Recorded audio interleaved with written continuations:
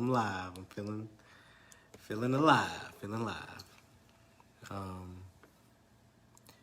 We're gonna talk about today. We're gonna talk about using symbolism with meditation. All right, that's gonna be the topic today. Of course, I'm not gonna be long. But that will be the topic. This is for the group. All right. I want to know, do y'all smoke when you meditate? Let me know. Is smoking something y'all do before you meditate, after you meditate, to meditate? I don't know. But I'm going to be reading from the Metu Neter, Volume 1, page 405. Start there. And we're going to be talking about symbolism during meditation. I don't know if y'all do that. Do y'all keep symbols when y'all meditate or what? But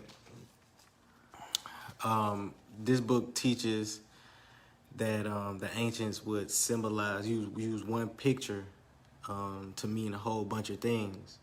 So when you take that picture into meditation with you, you automatically benefit from the meaning of that. So instead of just taking like one word or one experience, you would use this symbol, which would mean a lot of words and a lot of experiences. And when you take that into meditation, you like the white crown of Asar. They say the crown means all-knowing or wise, just kind of like God-like knowledge, to sum it up. And when you symbolize yourself wearing that, knowing its meaning, symbolize yourself wearing that, you open yourself up, your energy up, you open your spirit up to those energies. So we're going to talk about that, and we're going to talk about some things you can say during meditation that can, that can help you. So, of course, one of the purposes that we meditate is to, correct the brain, really. So it says the following, this is page 405, it says the following are a few basic symbols that can be used non-verbally to express while meditating.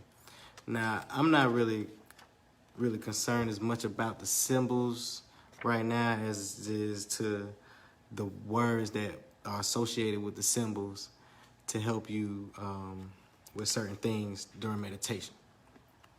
So,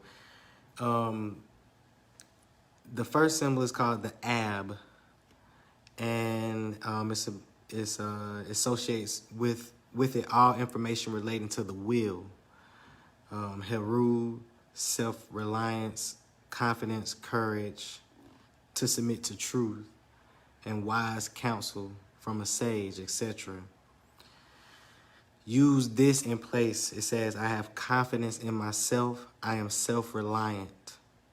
To say that you are righteous or that you follow divine law, see your heart balancing a feather on the scales.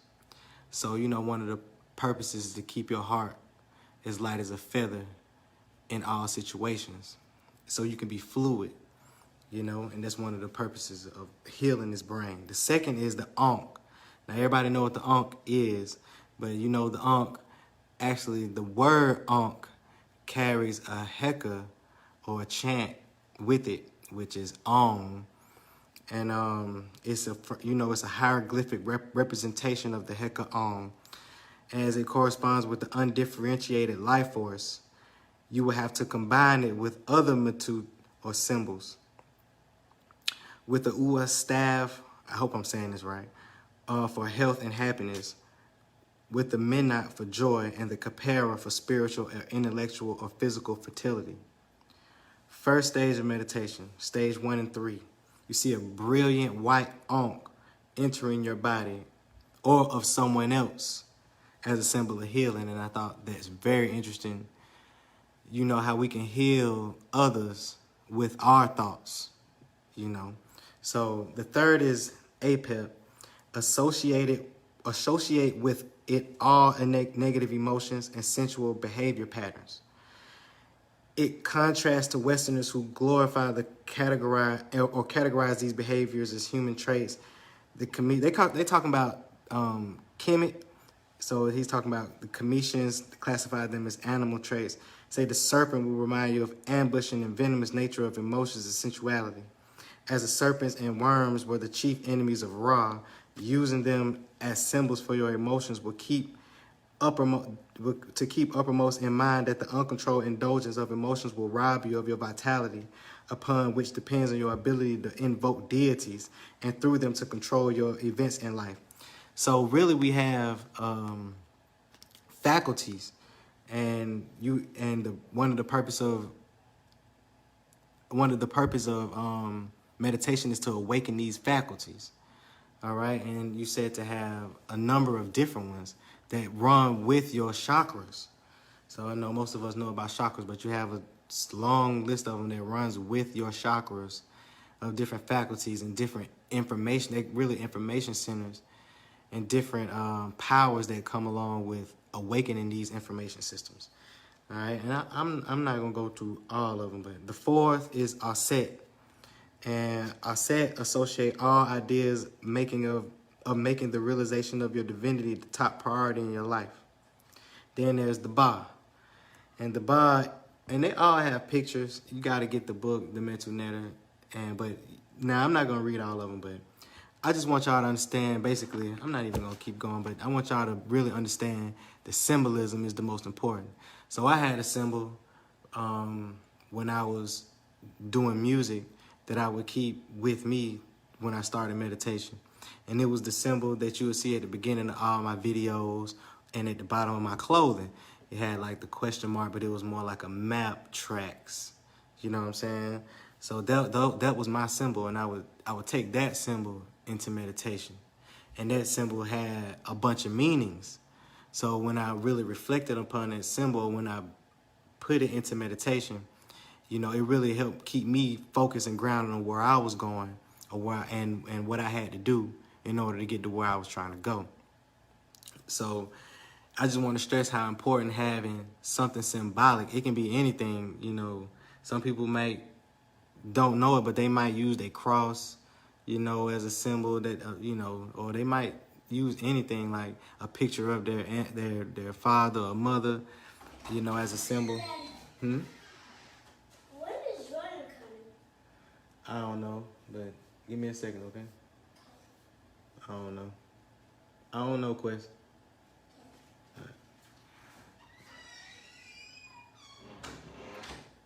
It's my son. But symbolism. So they'll use a picture of their ancestors, or if they wanted. Why is it watermelon in the bowl? You can have it. Or what was that?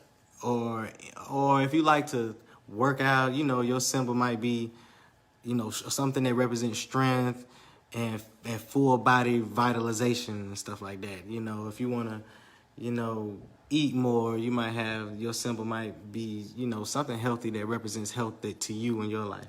But another important step is when you meditate, there's a point in meditation where you enter like a trance state.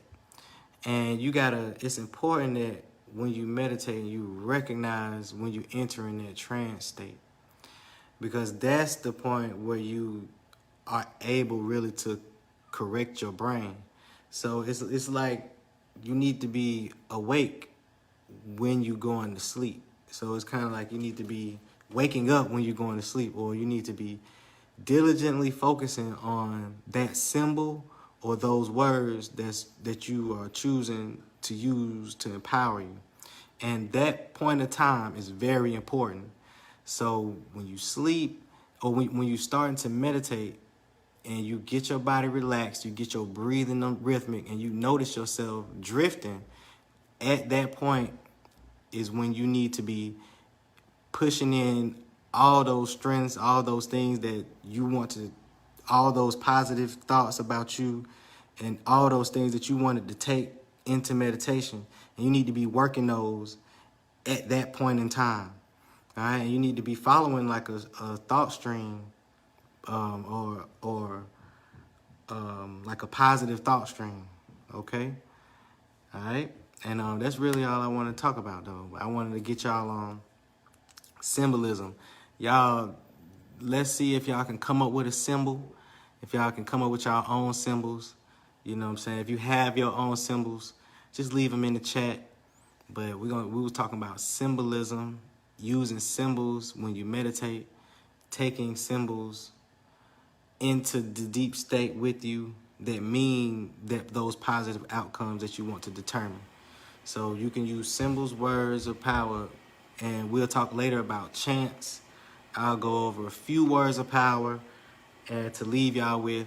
Also, I'm dropping some new videos. Right now it's loading, so it might take a few hours. And yeah, that's it. Go get the book. If you haven't got the book, How to Wholesale Real Estate in Georgia, is right here. And yeah, that'll get you started on some financial freedom while we're doing this spiritual journey. All right? Y'all make sure y'all let me know if y'all like these. You know, I'm trying to, you know, get a little better. So let me know what y'all think. All right? And make sure you comment down below. Leave like comments of maybe some real life interactions that can help others with, you know, developing their symbols and developing words that they can take into meditation with them. All right, especially if you use yours. I'm talking to people who really get it in. Okay. All right, y'all. That was me. We out.